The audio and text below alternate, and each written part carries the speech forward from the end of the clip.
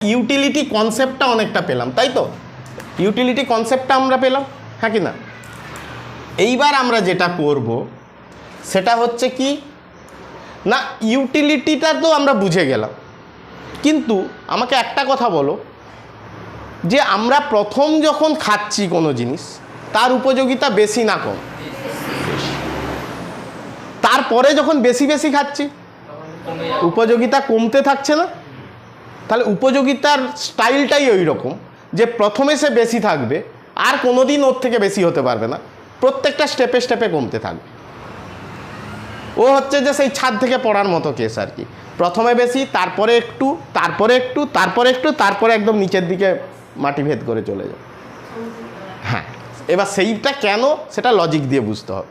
তাহলে এই যে আমরা উপযোগিতার কথা বললাম, সেই উপযোগিতাটা কি বলছি, যত বেশি বেশি করে ভোগ করি উপযোগিতা তত কমতে থাকে। এবার আমরা ডেফিনেশন দিয়ে বোঝার চেষ্টা করব।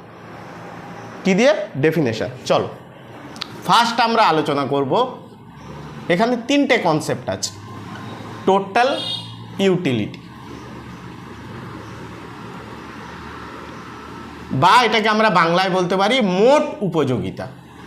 কি বলতে পারি? মোট উপযোগিতা কাকে বলে? আরেকটা হয় মার্জিনাল ইউটিলিটি।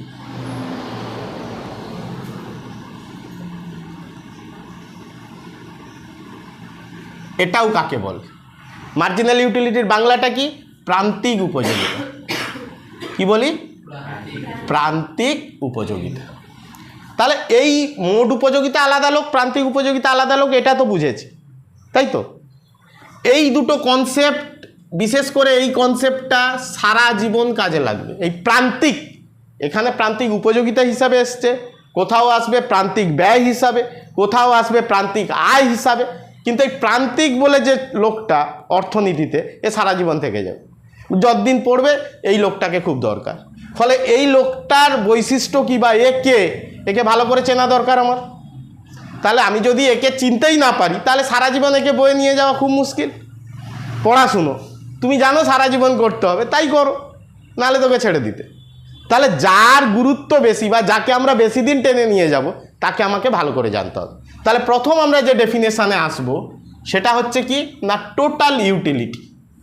TU লিখে দিচ্ছে শর্ট ফর্মে, টোটাল ইউটিলিটি বা মোট উপযোগিতা। ফার্স্ট যেটা আসছে মোট উপযোগিতার, কোনো একটা দ্রব্যের, ফার্স্ট কি, কোনো একটা দ্রব্যের,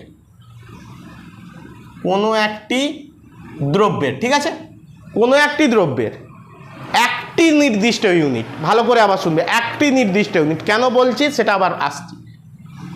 একটি নির্দিষ্ট ইউনিট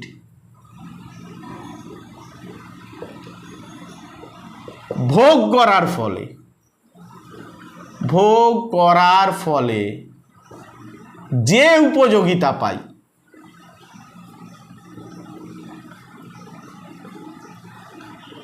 তাকেই আমরা বলবো মোট উপযোগিতা। কি বলেছি?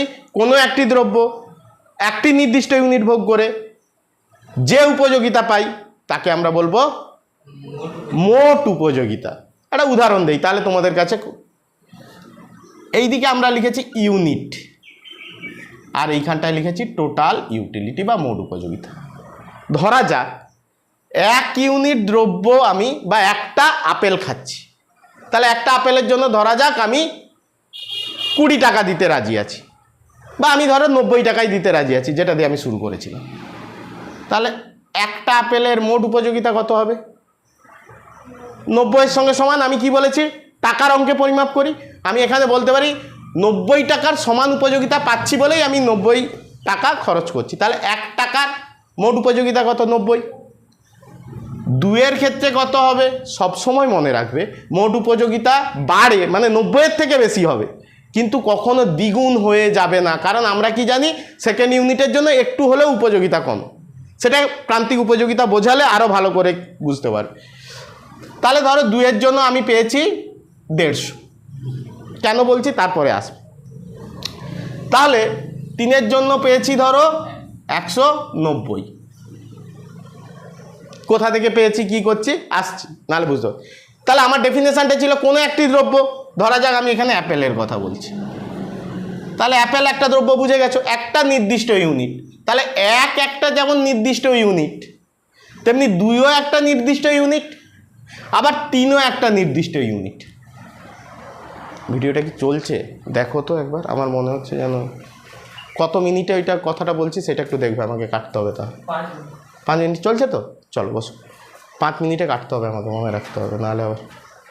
ঠিক আছে, তাহলে কি একটা নির্দিষ্ট ইউনিট, 2 একটা নির্দিষ্ট ইউনিট, 3 একটা নির্দিষ্ট ইউনিট। তাহলে আমার ডেফিনেশন কি ছিল? কোনো একটি দ্রব্যের অ্যাপেল একটা দ্রব্য, কোনো একটা নির্দিষ্ট ইউনিট, তাহলে একটা নির্দিষ্ট ইউনিট, 2 একটা নির্দিষ্ট ইউনিট, 3 একটা নির্দিষ্ট ইউনিট, 4 থাকলে 4 একটা নির্দিষ্ট ইউনিট, 5 থাকলে 5 একটা নির্দিষ্ট ইউনিট। তাহলে একটা নির্দিষ্ট ইউনিট ভোগ করার জন্য, তাহলে আমি 1 কেজি আপেল কিনেছি ধর, তাহলে 1 কেজি আপেল কিনে নিয়ে এসে কি আমি ফ্রিজের ভিতর রেখে দেবো? খাবো না? খাবো। তাহলে খাওয়া মানে কি? সে আমাকে উপযোগিতা দিচ্ছে, ভালো লাগা দিচ্ছে, তাহলে সেটাই হবে আমার কি মোট উপযোগিতা। তাহলে 1-এর জন্য আমি কতটা মোট উপযোগিতা পেতে পারি? 90। 2-এর জন্য কতটা পেতে পারি? 3-এর জন্য কতটা পেতে পারি? এবার তোমাদের প্রশ্ন হবে, স্যার 1-এর জন্য 90 বলছেন, 2-এর জন্য তো আপনি 200ও করতে পারতেন, বা 2-এর জন্য তো 300ও বসাতে পারতেন, কেন বসালেন না? এটা একটা প্রশ্ন। আবার 2 থেকে 3-এ যখন গেছি তখনও দেখো 150 থেকে আমি 300 করতে পারতাম, 400 করতে পারতাম, কিন্তু আমি করিনি। এই যে করিনি, কিন্তু দেখো 90 থেকে 150 বড়, 150 থেকে 190 বড়, যেগুলোই পরেরটা করব সবগুলো বড়, কিন্তু কিন্তু কখনোই ডবল হবে না। দুটো কথা মনে রাখো, কখনোই 90-এর পরে 180 আসবে না, বা 200 আসবে না, বা 250 আসবে না, বা 300 আসবে না।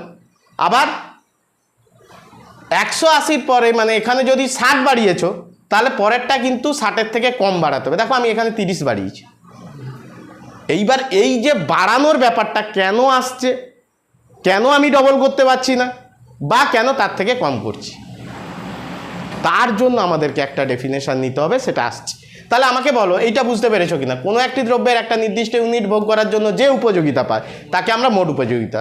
এই কথা 4টে কথাই যদি না বলো, 0।